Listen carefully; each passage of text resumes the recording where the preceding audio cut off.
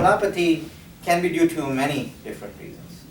Okay, you can have a structural cause of encephalopathy, right, such as ICP. If somebody has hydrocephalus because they have blood in their ventricles, so they have a tumor in their brainstem, or they have swelling of the brain because of injury or whatever it is. You can have a structural problem which causes encephalopathy. Okay. You may have a infection issue that causes encephalopathy, right? So meningitis, for example, will cause encephalopathy. Cerebritis, inflammation of the brain itself, not just the lining. When there's inflammation of the lining of the brain, that's called meningitis. But if you have, actual inflammation of the brain, which is cerebritis or encephalitis, that can cause encephalopathy as well. And you don't necessarily have to have just a brain infection. You can have infection elsewhere in the body, and if it is severe enough, you can get encephalopathy, right? So somebody had, a bad pneumonia, sepsis, for example, urosepsis. Somebody has, osteomyelitis or something, whatever. Pick one thing, or if that is a severe enough infection, there's a lot of inflammation going on in the body. That in itself can cause encephalopathy. All right, and I'll come back to that to make a very important point on that. You can have encephalopathy due to metabolic disturbance or derangement, right? You could have hyponatremia, hypernatremia. You can have hyperbilirubinemia, right? People who have failing liver, for example, right? They have very high bilirubin. They'll be encephalopathic, right? You may have a kidney function, right? People who have ESRD, they will have very high, or if they don't get dialyzed, they will have hyperuremia, or will cause encephalopathy and so on and so forth. You can also get encephalopathy due to toxins, right? If you ingest something, a toxic substance, you can get encephalopathy, right? Ethylene glycol, for example, drink, get encephalopathy. I mean, common thing being alcohol. Just look at alcohol, right? If you get drunk enough, you're encephalopathic. Essentially, that's what you are, right? There is a toxin that's preventing your brain from functioning properly. So there's dysfunction of the brain, as you said, hence encephalopathy, right? So there are multiple things that can cause it. Now, the key here is to figure out why is there an encephalopathy, right? So what do we do usually when somebody comes in with encephalopathy? But before I go into the diagnostic piece of it, let me make a very important point here about people, especially elderly people or some other disease or some other brain problems, are more prone to encephalopathy. Why are they more prone to encephalopathy? So to understand that, you have to understand the concept of cerebral reserve. Cerebral reserve is how many cylinders is your brain firing? Okay, how much capacity for function that it does have, right? Somebody who is a high achieving individual, let's say a 30-year-old lady who is the CEO of a company. Okay, she's well educated, juggles multiple things every day, very high functioning individual.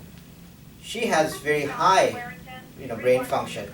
So if, let's say she were to get a simple UTI, urinary tract infection, will she become encephalopathic? No, because her brain has the capacity to handle that small little, push to it, right?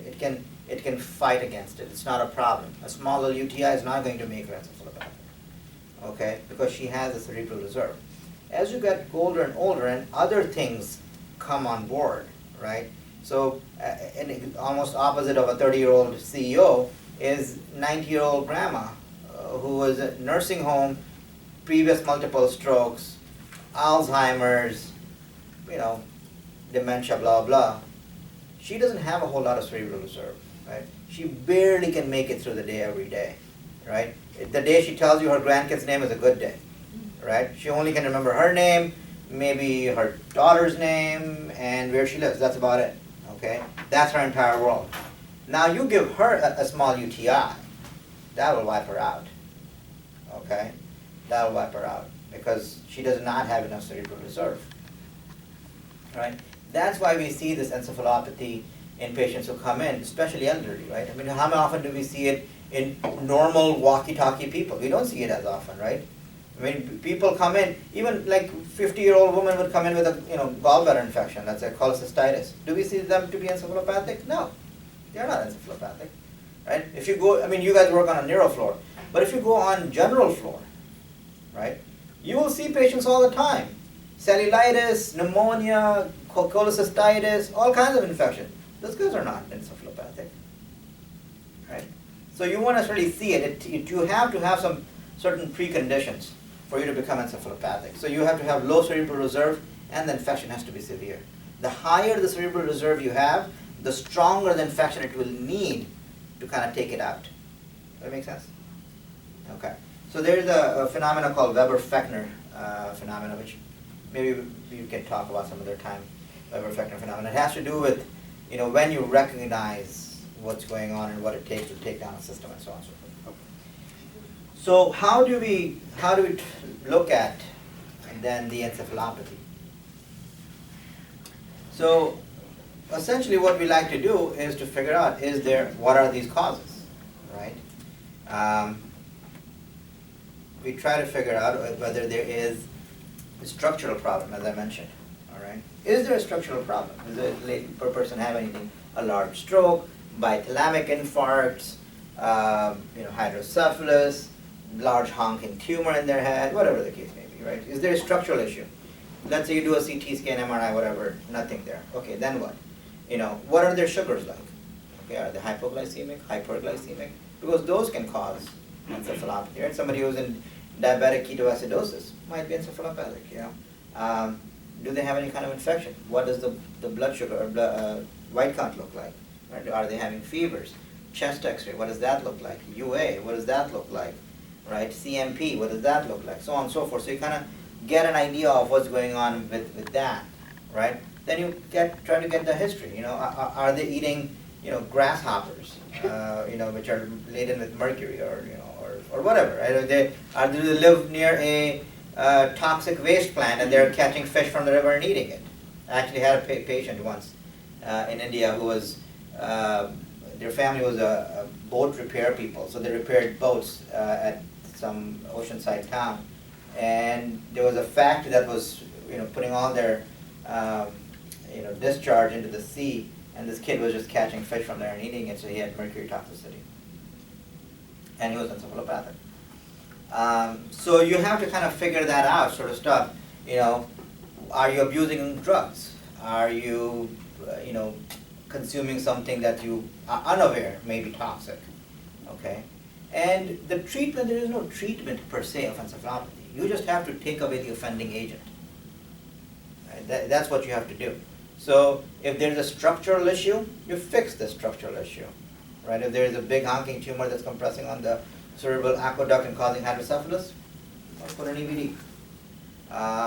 If there is an issue with glucose, if it's too high or whatever, you start an insulin drip. If they have an infection, treat the infection. If they have toxicity, see if you can chelate it or allow it that time to pass out, and so on and so forth. And that's pretty much it. There's not much else you can do for encephalopathy. One thing I think I do want to mention is which I did mention at the beginning of this, is that it's a holocephalic, right? It's a whole brain that's dysfunctional. Okay? It's not just one part of the brain, and that's the hallmark of encephalopathy. Right? You don't get just temporal lobe dysfunctioning or something like that. You can get that with seizures, but not with encephalopathy. And seizures can cause encephalopathy, and encephalopathy can cause seizures. That's what I want you to understand. Right? So people are post-ictal after seizures, right? And that's essentially encephalopathy, right? It's due to an electrical dysfunction of the brain is why they're encephalopathic. But that's a transient encephalopathy, right? It lasts for a few minutes and they're awake and talking, right? Even anesthesia gases will cause encephalopathy, right? When somebody comes from their colonoscopy or from their endoscopy, they're kind of out for 20 minutes, right? That's encephalopathy because we gave them Versed and all these things, right? It causes their brain to dysfunction. So that's encephalopathy. But that's an iatrogenic encephalopathy. So that's it. That's all I had to talk about. But it was a good topic because it's so damn common. We see it all the time here, right? So you guys need to understand what it is and then how we approach it. But it is not super sophisticated because, as I said, there's not much you can do. It's just you figure out what it is and try to reverse that cause. Okay, that's it. Any questions?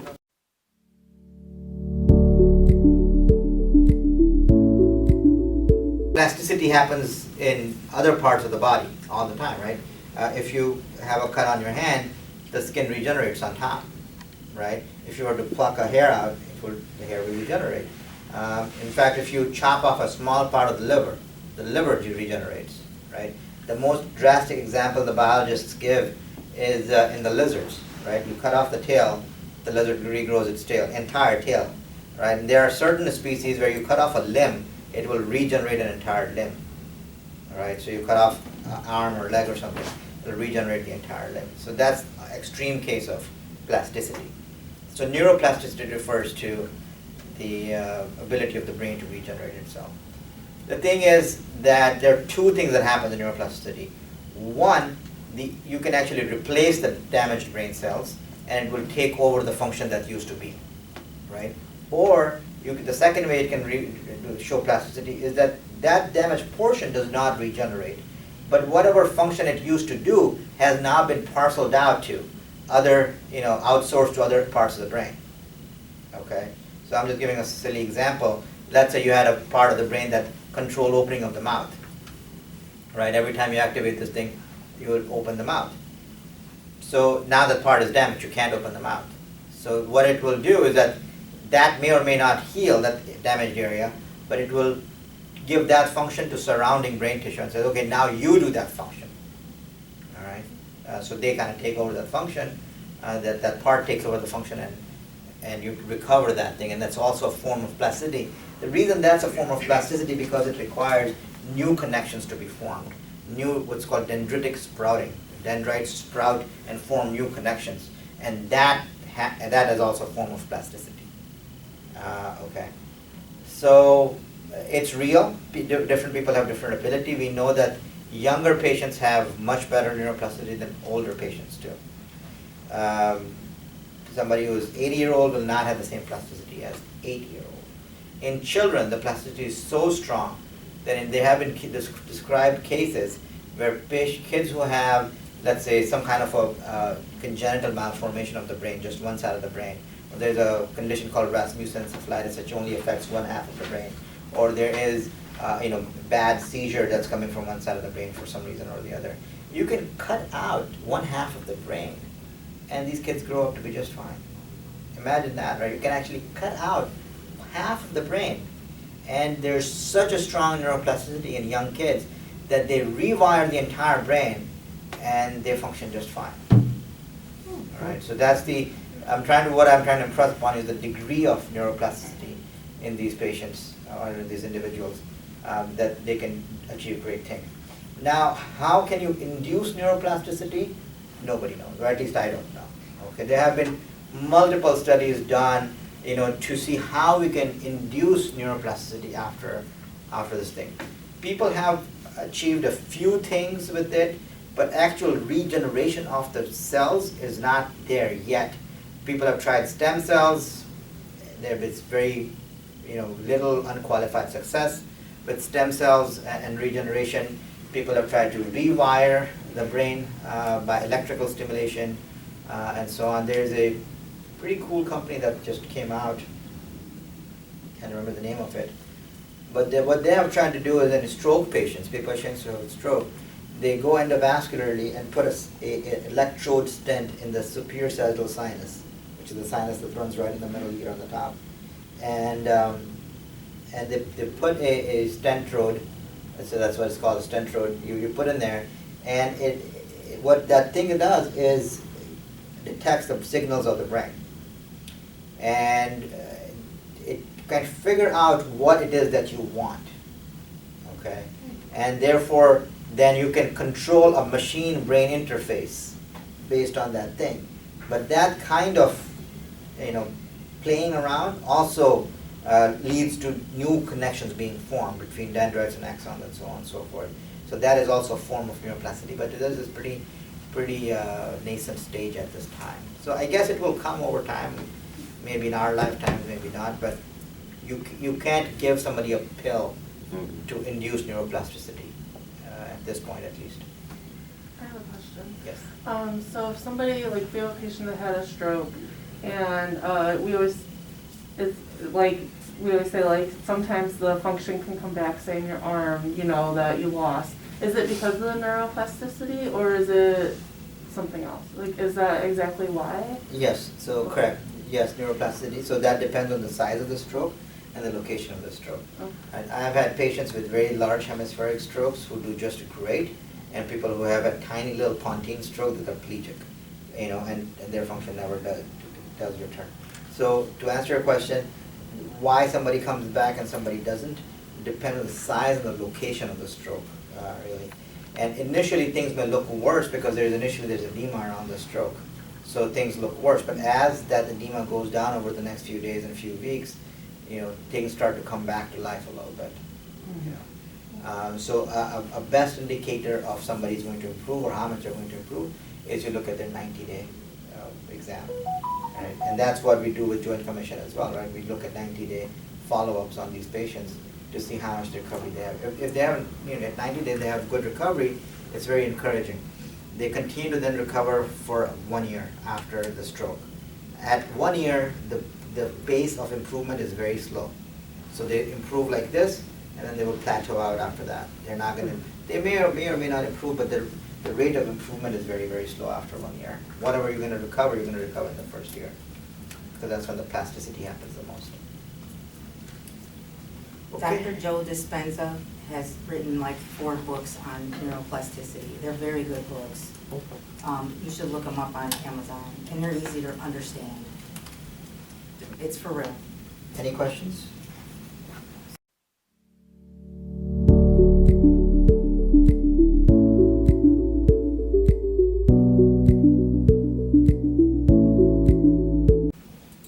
I won't necessarily talk about everything in here. I just want you to kind of get a feel for it, and we can talk about it in more detail later on.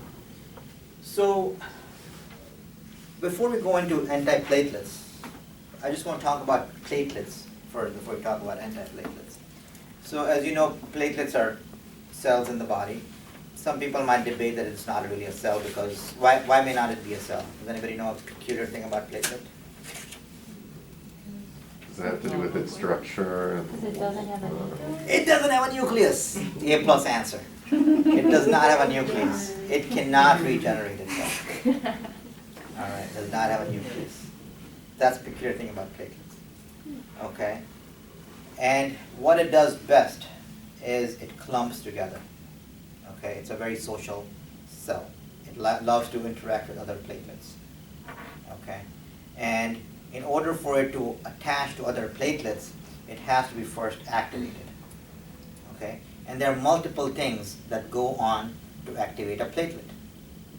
So when you're activating a platelet, and that causes it to clump together, then the way to fight that is to not activate the platelet.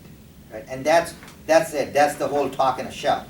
There are certain things that activate the platelet, and we are trying to figure out how to not activate it or deactivate it. Make sense? Yeah. All right. So there are several things that cause a platelet to be activated. By the way, this is this is a platelet, and there are certain receptors or little proteins which stick out on the surface of the platelet. All right. And all of these proteins have different ligands. Ligands are things that come and fit into it. Okay. It's sort of like a key to a lock. Okay. So think about these being little locks, okay? And these things are little keys. And the way these are shaped is that only a specific key or set of keys will fit into that lock. You can't just take any old key and try to fit into the lock. It just won't work. All right, it's very specific. It's very specific to that lock, okay?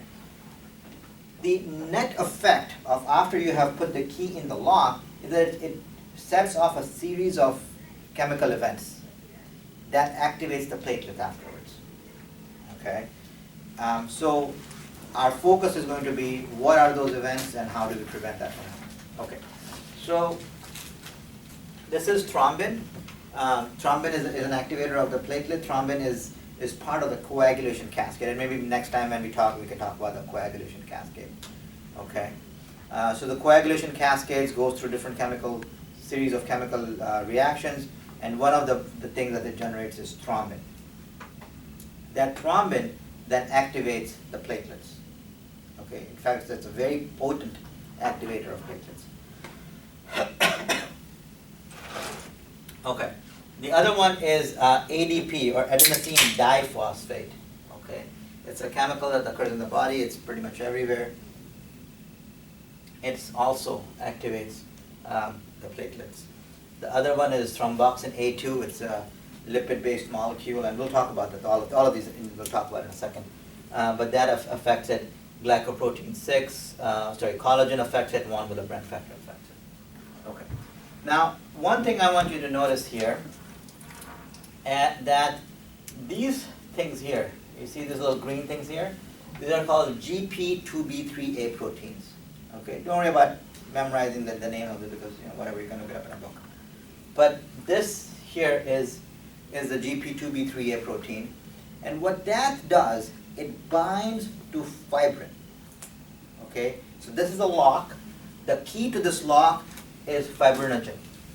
Okay, and you can see that this has this GP2B3A, that platelet has GP2B3A, that one does too, and so on and so forth. And what it's doing is linking the two platelets together. This fibrinogen molecule is linking the two platelets together, right? So they're all holding hands, all right? And they form this mesh network of chain, like platelets just holding hands with each other, okay? And that is what clumping is. That's how they clump together. That's how they attach together.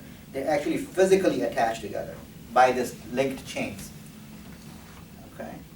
So just keep that in mind. GP2B3A, and there are drugs that we can use against those as well.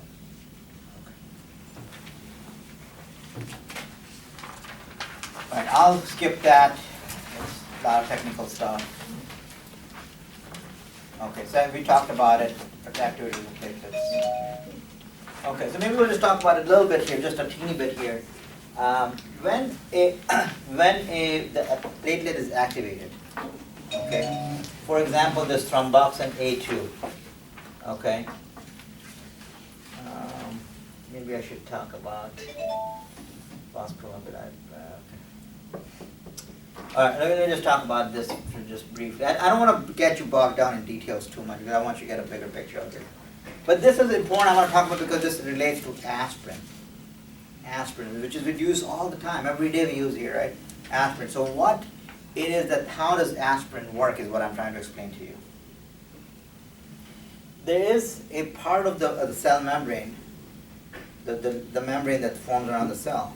A part of that membrane is called phospholipid A2, okay, PLA-A2.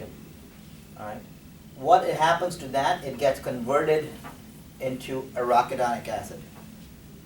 Arachidonic acid then gets converted to prostaglandin H2.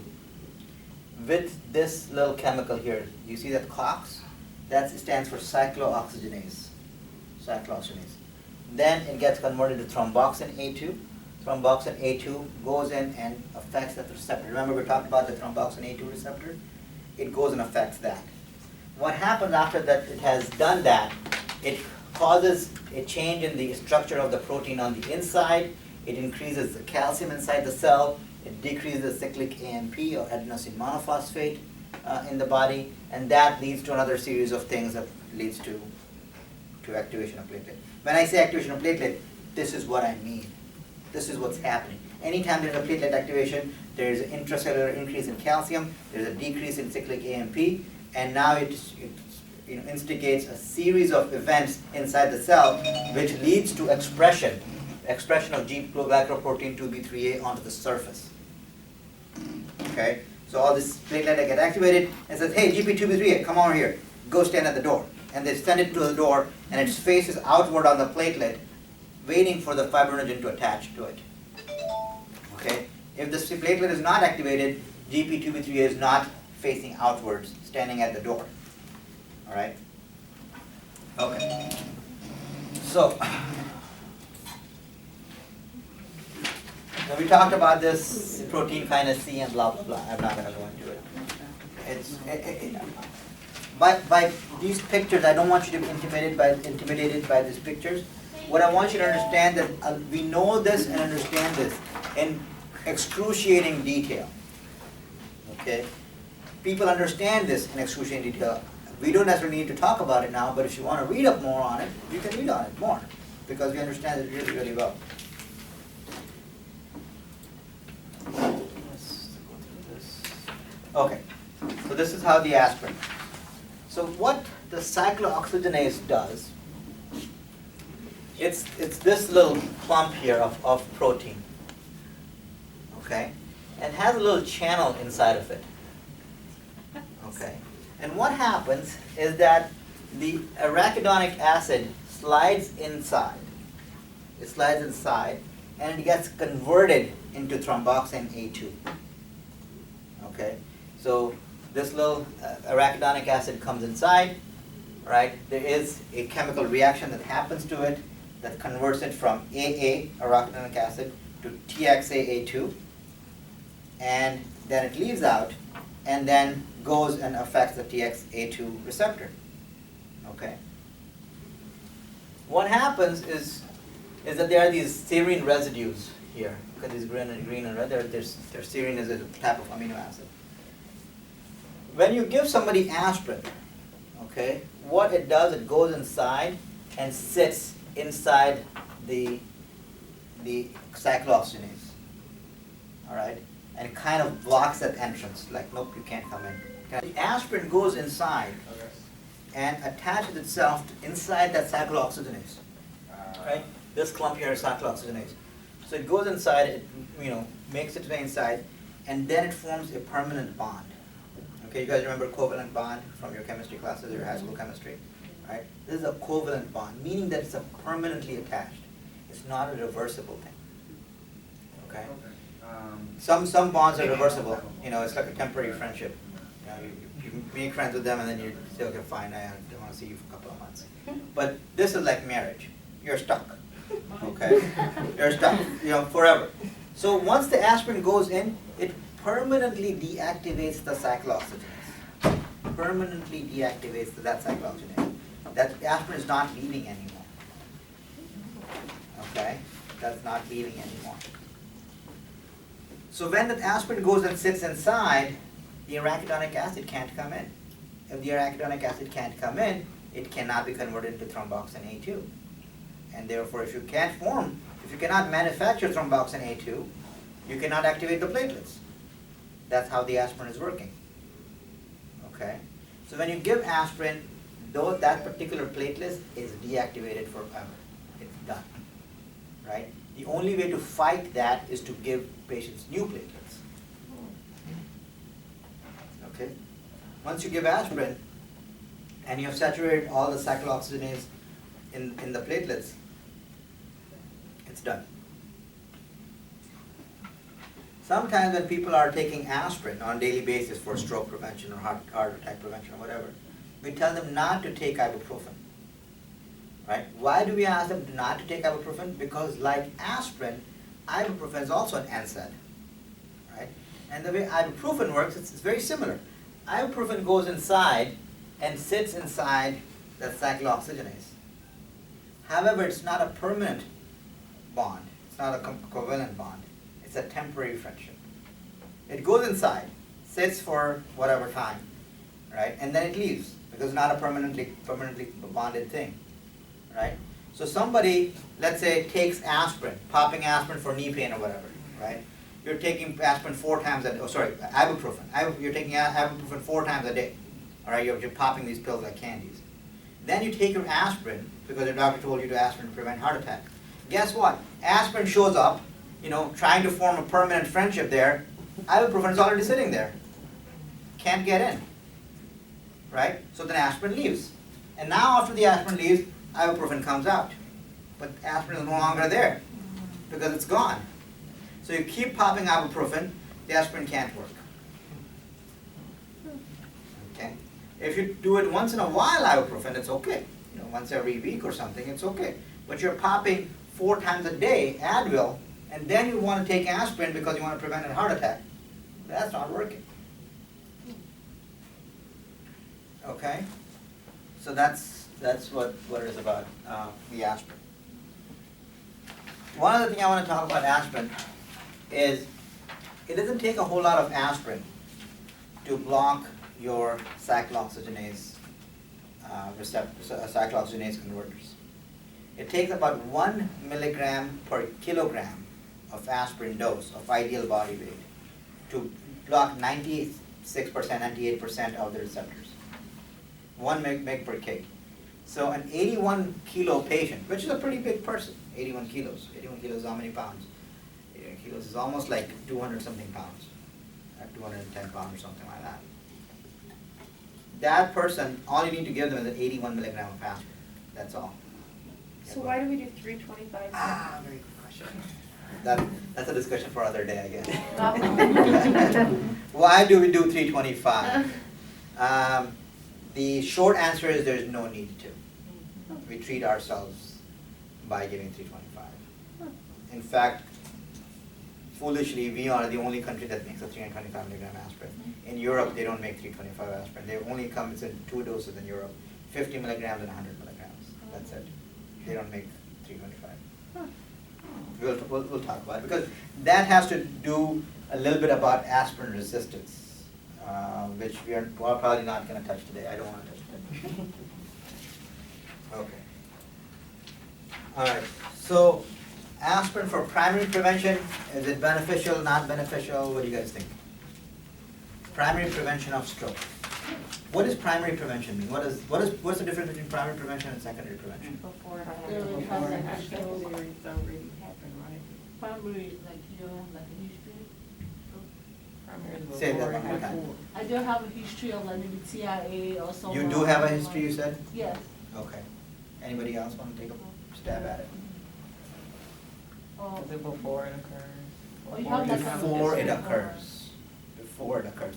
Meaning that you've never had a stroke before. Not a TIA, not a stroke, nothing else.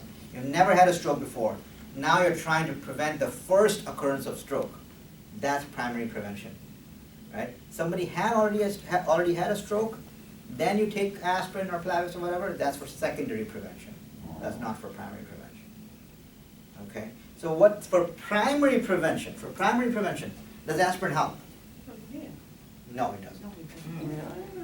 Even for heart attack, it doesn't help. In fact, there was a huge article that came out in New England Journal of Medicine 2 years ago, very large study they did, and they said it had no effect, no benefit. It actually encouraged all these PCPs out there not to give little old ladies aspirin. Don't give your people aspirin. If they don't need it, don't give it to them. Right? People say, oh yeah, just take an aspirin daily just because. No, just because. No, don't just because it. Because it has consequences. Right? So don't just because it. Don't take it. If you don't need it, don't take it.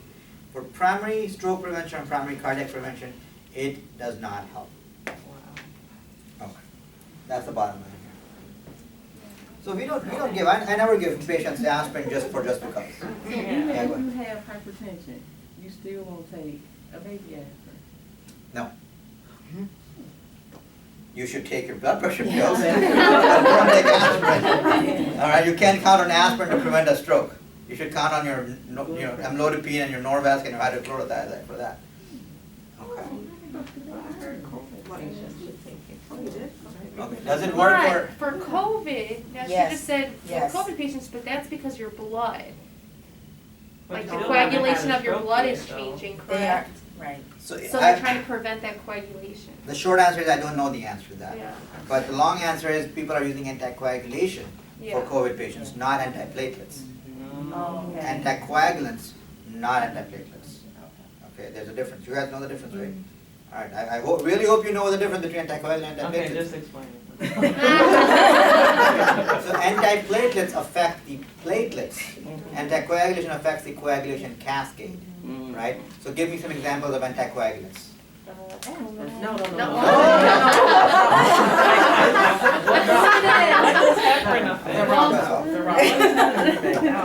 Yeah. Xarelto or something.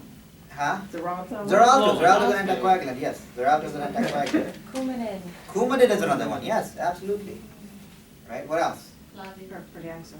Pradaxa is another one. No, Plavix is an antiplatelet. What's all the? Lovenox is an anticoagulant. Absolutely right. Lovenox, heparin, dabigatran, or not dabigatran. Yeah, that's the. The acunocumral and endoxaban and all these things, right? Eliquis, all these things are anticoagulants, right? They affect the coagulation cascade. Okay, they don't affect the platelets. At least not directly, they don't. Okay? Antiplatelets affect the platelets. Now they're all considered blood thinners, but they do different kind of blood thinning. Right? Anticoagulation is different than antiplatelet activity. Right? And I'm glad you kind of brought up that point here, because there are certain stroke types that are more related to platelet activity rather than the coagulation cascade. Okay? So, for example, lacunar strokes, deep brain strokes, are usually related to platelet activation. But large vessel stroke are more likely to be due to anticoagulation issues. So for example, somebody has AFib, the blood tends to sit inside the heart, that will coagulate. Okay, that will coagulate. The treatment for that is anticoagulation, not antiplatelets. You see? You can't give somebody aspirin for AFib and expect it to be okay. All right? But if somebody has had a lacunar stroke, that's most likely due to a platelet activation issue. So therefore, you need to give them antiplatelets, not anticoagulation. Make sense? No. So we need to understand the mechanism of stroke and mechanism of activation of these various things and so on and so forth. Okay, so there's plenty of evidence for aspirin for secondary prevention. We know it works. It works hand down. Right? And this is a very old slide deck. This is I made this when I was a stroke fellow 12 years ago, 13 years ago. So that it has been updated, of course. There are many more new trials, POINT trial that came out since then, CHANCE trial, and so on and so forth. So we know that aspirin works for secondary stroke prevention. No doubt about it. Okay. So we talked about it. I think I already mentioned this, that 1 milligram per kilogram blocks 98% of COX-1 activity. There is no reason to do that. Maybe we'll skip this point here. Because I need to then explain what COX-IBs are, and that will take another 5 minutes. Okay. So aspirin versus warfarin. There's no reason to give warfarin in stroke patients unless they have AFib. Right? There are very few indications in stroke where we need anticoagulation. Very few indications. Right? I can only think of maybe 3 or 4. Okay? AFib is one. Mechanical valve is another one. All right? Or if you have a hypercoagulable state of some kind, such as you have antiphospholipid antibody syndrome, or you have in lupus anticoagulant or something. Right? Other than that, you really don't need anticoagulation for stroke prevention. Okay.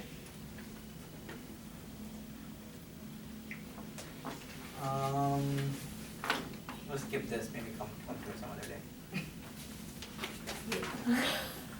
Okay. So we'll talk about Plavix a little bit. Clopidogrel. Okay. Clopidogrel. So one thing you should understand about clopidogrel is that it's a prodrug. What's a prodrug? Is there something on anti-drug? Prodrug doesn't mean like for drug, like prodrug as in like it comes before drug. Okay? It comes before the actual active compound. Okay? So when you give somebody clopidogrel, it goes into their body. There are all these different chemicals in your livers. This one is very important here, CYP2, C19. All right? Because all these chemicals, what they do is they convert it into an active form or semi-active form of the clopidogrel, the compound named 2-oxoclopidogrel. Then it gets converted into this compound called R310964, which is the active form of the clopidogrel. Now this is that molecule. This is the molecule that goes and attaches to the P2Y12 receptor on the platelet. Okay? This, the clopidogrel that you give by mouth, that does not do the trick. All right? This is what does the trick. Okay? And then it also inactivates. Some of this, the clopidogrel you give to the patient gets inactivated and into this particular compound. Okay. So what does that do? This is the P2Y12 receptor on top of the platelets. That particular active compound that I just mentioned comes and attaches to this thing. It increases the calcium inside the cell, decreases the cyclic AMP. We talked about that earlier. Now the platelet is activated. So what the, sorry, let me reverse that. What activates the P2Y12 is ADP. Okay? By putting a Plavix there, by putting the Plavix, you prevent ADP from activating the P2Y12. That make sense? Right? So it's like a musical chair, somebody comes in, already takes the seat, it's like, it's already taken, you can't come in. So Plavix goes and sits in there, ADP shows up, it's like, look, it's taken, you can't come in. So therefore ADP can no longer activate this molecular structure called P2Y12, therefore the platelet does not get activated. Yeah? So now that you've understood that concept, it's going to be pretty easy because everything is about just blocking the receptors with one chemical or the other. You're blocking the receptor, therefore you're not activating the thing. So a lot of evidence for Plavix plus for stroke prevention as well. There is no study so far that says that Plavix is better than aspirin by itself. By itself, it's not better than aspirin. So you can give just aspirin or you can give just Plavix. There is no study that shows that it's better. There have been studies done, which is called the MATCH trial, where the aspirin and Plavix combined, 2 pills combined, was not better than Plavix alone. And then there was another trial where aspirin and Plavix were combined, was not better than aspirin alone. So dual antiplatelet is not better than a single antiplatelet over long term. I should say this again. Over long term. Short term it works. Short term it works. It has been shown that if you give dual antiplatelet for the first 3 to 4 weeks, that is better than a single antiplatelet. So most of the time when we discharge someone, like follow-ups, they'll take one off? Yes, Yeah. that's correct. We take off on the follow-up. We take it off, and we do that all the time in the office. A month later, we'll take him off with the antiplatelet. Okay. I should mention that data, when I said dual antiplatelets do not work, and that data is relevant to stroke only. Stroke only. For cardiac literature, the evidence is different. For cardiac literature, dual antiplatelet is better than single antiplatelet. So if you're trying to prevent heart attacks, give Plavix and aspirin both. If you're trying to prevent strokes, just give one. Make sense?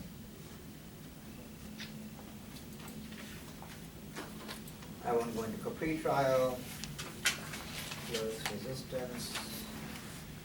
I won't talk about it. It's no longer, when it came out, this thing came out with the Capri trial, it was a huge deal like 10 years ago. You know, about CVP2C19, and people were checking the alleles of this gene and, you know, what kind of Plavix, you know, activation and inactivation you had and so on and so forth. We do, however, do the platelet activation assays. Okay, we have a test. You can order a test called platelet activation assay, where they will try to activate a platelet with ADP. Okay, so let's say your patient's taking Plavix. They take Plavix every day. You want to know whether their Plavix is working or not. Right? If the Plavix is working, then the platelets should not be activated. Yeah? All right. So what you do is you take blood from their vein, and you put it in a little machine, and you add a couple of drops of ADP to it. Right? Now I mentioned ADP is a platelet activator. Right? So if the Plavix is working, you will not activate the platelets. But if the Plavix is not working, you will activate the platelets. So you see how much activation you get after adding ADP. So you can test the assay for Plavix. You can do the same thing for aspirin as well. Is that a common thing to get tested? I don't do it as often, but a lot of my colleagues to get that done, yeah. Especially before intracranial surgeries and things like that. Yeah, we did that sometime for the procedures. Okay.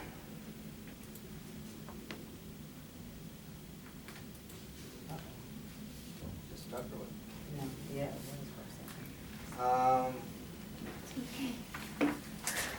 There was a big thing about PPIs, proton pump inhibitors, blocking the activity of Plavix. There's still some concern about it, but by and large, people have kind of just forgotten about it. It's not discussed as well. Okay, dipyridamole plus aspirin. I'm going to skip this only because nobody uses dipyridamole anymore. Nobody, except for those 70-year-old neurologists who are still alive, who have been practicing for 50 years and they refuse to believe the new evidence. Okay, so there was a medication, some of you may have heard of it, called Agranox. Agranox, and you will see some patients, maybe less than 1% of our population may still be on Agranox, less than 1%. Okay, and that's what this is. Agranox was dipyridamole plus aspirin. A combination of these two drugs in one capsule was called Agranox. Okay, nobody uses it because it was complete nonsense drug. Didn't work as well. It gave headaches and facial flushing and blah blah blah. And nobody uses it.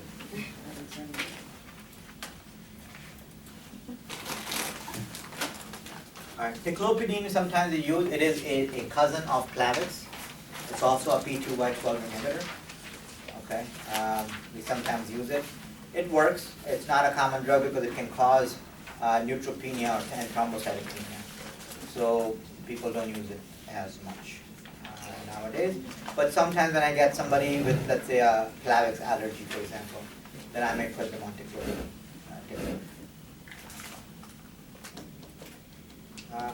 Cilostazol, people don't use it. It's more popular in Europe and Asia. In the US, I'm not sure you can even go and buy cilostazol anymore. Traflusol, won't work. Traflusol is an old cousin of aspirin, by the way. Old cousin of aspirin. Nobody uses it anymore. Things that we do use, however, that I didn't put on this thing, is Brilinta. Brilinta, okay? Brilinta is a P2Y12 inhibitor. Okay, it's a P2Y12 inhibitor, just like Plavix. The advantage of Brilinta, however, is that it's an actual drug. It's not a prodrug, meaning that it does not need to be converted to anything else before it functions. It comes ready. You pop the pill, and that molecule itself is what deactivates the platelet. It doesn't have to be converted into something else. Okay, it's like ready-to-eat cake, not a cake in a box.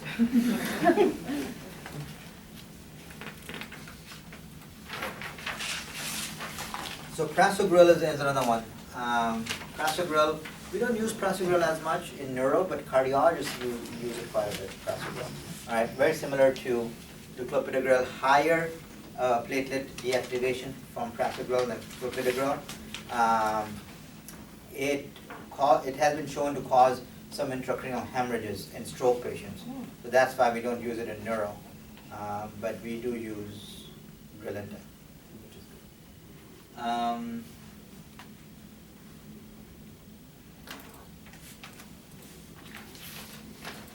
need to update these slides. Okay, so abciximab, eptifibatide, and tirofiban. These are GP2B3 inhibitors. Remember that little thing I showed you which contacts the fibrinogen to each platelet to each other? If you can just block these GP2B3As, okay? So same thing as we did with other ones, right? You go in and you block these GP2B3As, and therefore the fibrinogen now can't come in and sit in there. All right, it can't sit in there. Therefore, it won't form the clot. It can't make those linkages. All right. So we do that sometimes. You won't see it on the floor, especially because of they're IV drips. So these patients don't come to the floor. But if you were to be in the ICU, you will see sometimes you have patients on integralin drip or eptifibatide drip or something.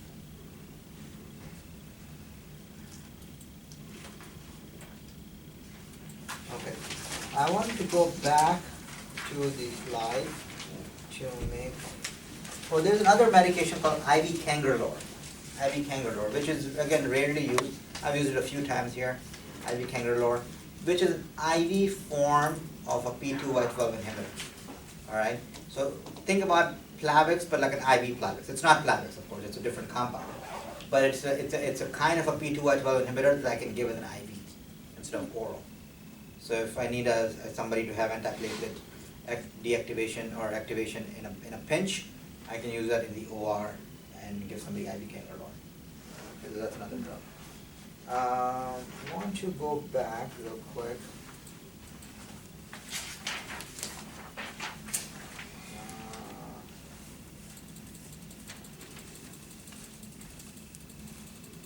I want to just quickly hint at TPA. Maybe we can do a TPA discussion some other day.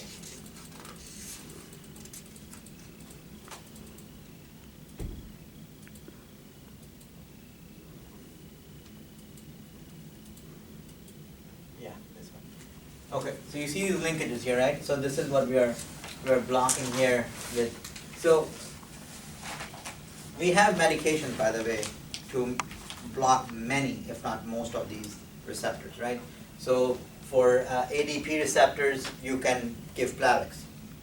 Right? You can give Plavix, it comes and sits inside, ADP can no longer activate the platelet. For thromboxane A2 receptors, you give aspirin. It no longer makes the thromboxane A2, therefore it does not activate it. Now the difference is that aspirin does not come and sit here directly. It just blocks the manufacturing of TXA2, right? Whereas the Plavix comes and sits here at this receptor and therefore does not let that thing activate. People have antithrombin medications too. They're not commercial, but in research you can get an antithrombin receptor where that drug will come and sit at the thrombin receptor and therefore not let it activate. The platelets, same thing happens with glycoprotein 6 and so on and so forth. But this is where those GP2B3A work, right? Eptifibatide, integralin, and so on, will sit here, will come and block that receptor. Therefore, it's no longer activated. Therefore, platelet cannot connect. Now, you see this fibrinogen here, right? So surely we should be able to do something about that damn thing, right? What can we do about it? In fact, we do that all the time. What do we do? TPA. Yes. What does TPA stand for?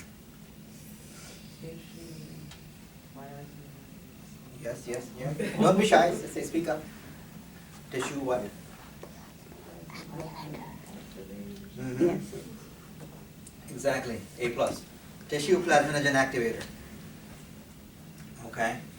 So, as the name suggests, tissue plasminogen activator. Tissue just refers to where it's derived from. Okay. The body naturally makes TPA. All right. Most organisms do. Okay. Pigs make it, cows make it, everybody makes it. It's a natural natural product of the human tissue. Okay. So because initially when this was being studied, was the particular TPA they were studying was from the tissue, so we called it tissue plasminogen activator. If it had been derived from something else, it would have been called something else. So that's the tissue part of it. Okay. Plasminogen activator. So there must be some damn thing called plasminogen. Right? If the name suggests plasminogen, it activates the plasminogen, then there must be something called plasminogen. So what does it do to the plasminogen? You're right, it does. It's a lytic, and the TPA is a lytic. What it does, it converts the plasminogen. So the word gen, what does that suffix mean, gen? Creates, it gives birth to. Mm-hmm. So plasminogen gives creation to, or gives birth to what? Plasmin. Mm-hmm. Plasminogen creates plasmin. So just like fibrinogen creates fibrin. Right? Fibrinogen creates fibrin. So plasminogen creates plasmin. So when you give somebody TPA, there's plasminogen that's naturally in the body. You take TPA, you put on plasminogen, It converts plasminogen and gives birth to plasmin. Okay? And plasmin is like body's scissors, like long, sharp scissors. Okay? It's a lytic. So it's a the technical name for it's a proteolytic enzyme. All right? Proteolytic means cuts the protein. Right? Proteolytic. It breaks the protein. So what plasmin does, it comes in with those big scissors and chops the fibrinogen. Okay? And it creates fibrin in process. Right? But because you're chopping up this fibrinogen, it will break apart that clot. Because there's nothing holding these platelets together anymore. And therefore nothing holding the clot together anymore. Right? That's how TPA works. You give TPA, you convert plasminogen to plasmin, plasmin goes and converts fibrinogen to fibrin, the clot breaks apart. All right? I think we are right at time here. So I'll stop here. If you have any questions, I'll take questions. No? All right, thank you very much, guys. Appreciate it. Thank you.